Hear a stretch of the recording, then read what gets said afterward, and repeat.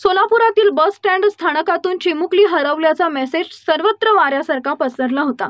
सोलापूर शहर पोलीस हद्दीतील फौजदार चावडीमधील वरिष्ठ पोलीस निरीक्षक अरविंद माने यांनी त्यांच्या सहकार्यांसह तातडीने पावलं उचलली।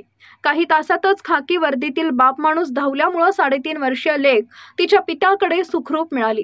मामाच्या गावी जाण्यासाठी सोलापूर बस स्थानकावर आलेल्या चिमुरडीला अनोळखी महिलेनं पळवलं। तिच्या कानातील सोन्याच्या रिंगा आणि पायातील पैंजण काढून घेत तिला सोलापूरपासून 100 किलोमीटर अंतरावर मोडणीम इथं एका लग्न समारंभात सोडल्याचं नातेवाईकांनी सांगितलं। त्यानंतर वराडींनी सोशल मीडियावर तिची पोस्ट व्हायरल केली। 6 तासात तिचे आई वडील मोडणीममधील लग्न समारंभात पोलिसांसह दाखल झाले। मुलीला सुरक्षित पाहून त्यांचे डोळे पाणावले। बस स्थानकावरून मुलीला पळविले। सीसीटीव्हीचा आधार घेत पोलिसांनी शोध सुरू केला। सोलापुरातील लक्ष्मण साहेबराव शिंदे हे आपल्या पत्नी आणि मुलीसह सोलापूर बस स्टँड इथं आले होते।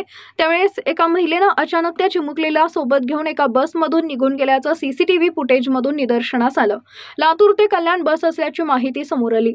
सोलापूर शहर पोलिसांनी सीसीटीव्ही फुटेजच्या आधारे त्या महिलेचा आणि मुलीचा शोध घेण्यास सुरुवात केली। ही टीम मोहळ येथील बस स्थानकावर पोहोचली। तेथील फुटेज पाहिल्यानंतर पोलिसांना असं लक्षात आले की सदर महिला ही पुणे रोडवर एका लहान मुलीला घेऊन गेली आहे आणि व्हॉट्सॲप मेसेज व्हायरल झाला। बावी येथील राजाभाऊ माळी यांच्या मुलीचे लग्न कार्य शुक्रवारी मोडणीम येथील एका मंगल कार्यालयामध्ये सुरू होते। अक्षताच्या वेळी चिमुरडी वराडींना रडताना दिसली। तिची विचारपूस केली असता ती फक्त मी सोलापूरची आहे एवढंच सांगत होती। या 3 वर्षाच्या चिमुकलीचा फोटो काढून राजाभाऊ माळी यांनी सोशल मीडियावर पोस्ट टाकली। दरम्यान संशयित महिलेनं चिमुरडीला मोडणीम इथं माळी यांच्या लग्न कार्यात सोडून दिलं तेव्हा तिच्या कानातील सोन्याचे रिंग व पैंजण पायात नव्हते।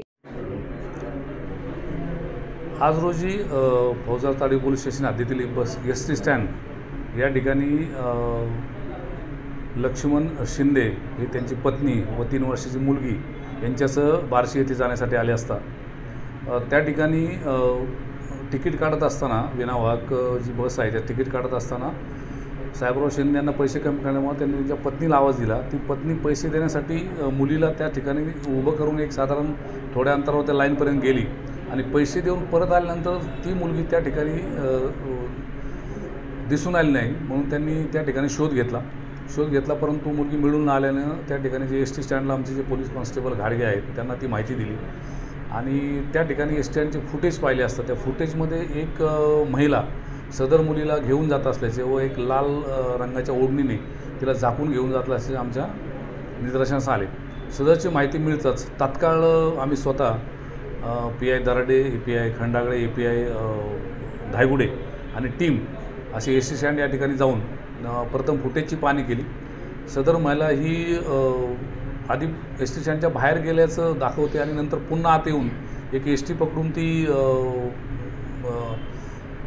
मोहोळच्या दिशेने जात असल्याचं निदर्शनास आलं। तात्काळ आमची टीम जी आहे त्यामध्ये पोलीस शिपाई अजय चव्हाण आहे, माने, त्याच्यानंतर सोनवलकर, त्याच्यानंतर खरटमल आणि अशी टीम आम्ही रवाना केली तिच्या आईवडिलांना घेऊन।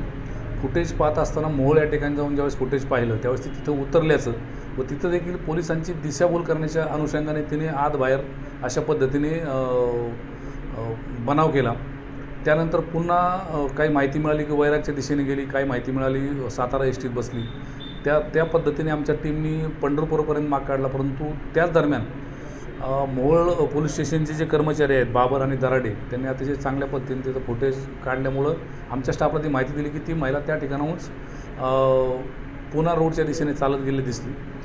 तात्काळ आमची टीम परत त्या ठिकाणी आली आणि त्या ठिकाणी ती महिला ही कुठल्या तरी वडापवाहनाने पुण्याच्या दिशेने गेल्याचं निदर्शनास आलं। आमची टीम तशीच फुटेज चेक करत मोडणीमपर्यंत आल्यानंतर मोडणीम या ठिकाणी चौकशी करत असताना आमच्या टीमच्या असं निदर्शनास आलं की त्या मुलीला एका मंगल कार्यालयाच्या पार्किंगच्या आयसोलेटेड ठिकाणी त्या मुलीला तिने सोडलेलं आहे। त्या ठिकाणी ती मुलगी ताब्यात घेतली आमच्या टीमनी आणि मुलगी ताब्यात घेतल्यानंतर त्या ठिकाणी देखील फुटेज पाहून त्या महिलेचं वर्णन आणि बाकीचे डिटेल्स आम्ही आता प्राप्त करतो आहे। त्या महिलेच्या विरुद्ध आम्ही पोलीस स्टेशनला आता गुन्हा दाखल केला आहे किडनॅपिंगचा आणि त्या महिलेच्या वर्णनावरून तिला अटक आणि पुढची प्रोसेस आता चालू आहे। सदरची मुलगी ही सुखरूप आम्हाला मिळालेली आहे। तिला त्याच ठिकाणी आईवडील देखील त्यांच्याबरोबर होते, आईवडिलांच्या ताब्यात दिलेले आहे आणि आता पोलीस स्टेशनला येऊन पुढील कायदेशीर कारवाई आम्ही केलेली आहे. मुलीला किती वाजता ज्या मुलीचं अपहरण झालं तिचं आणि त्यानंतर तिला तिचं किती नाव वाजता ताब्यात काय? घेतलं? कुठली रहिवासी काय? सदरचे हे मंडळी रानमसले या गावचे आहेत. पण कामानिमित्त सोलापूर शहरामध्ये राहत होते आणि रानमसले बार्शी म्हणून त्यांचं माहेर आहे, त्या ठिकाणी जाण्यासाठी एस टी स्टँडवर आले होते. सदरची मुलीला किडनॅप केले, साधारण 11:30च्या आसपास घेऊन गेले होते आणि मुलगी आम्हाला बरोबर मिळाली 3:30 वाजता. म्हणजे आमच्या टीमने कुठलीही वेळ न दवडता एकदम फास्ट कारवाई केल्यामुळं आणि CCTV फुटेजचा पुरेपूर उपयोग केल्यामुळं मुलगी मिळून आली आहे, सुखरूप मिळून आली आपल्याला.